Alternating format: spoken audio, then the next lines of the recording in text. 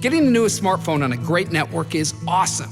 Getting it with a strict 2-year contract, not so awesome. At Total Wireless, we have all of that. Well, minus that contract part.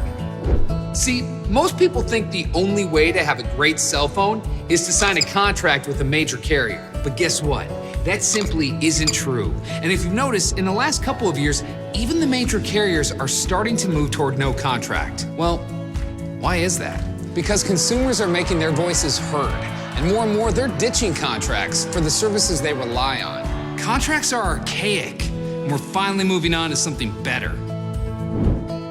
With a no-contract carrier, there are no surprise bills. You'll pay for everything you need up front. And you'll get the latest phones, Samsung and LG smartphones. They're all here with multiple payment options. And again, all without a contract. Sounds like a win-win, right?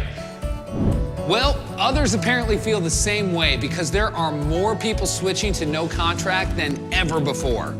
Think about that. And while you're thinking about that, maybe ask yourself, why haven't I moved to no contract? For more details, click on the link next to this video.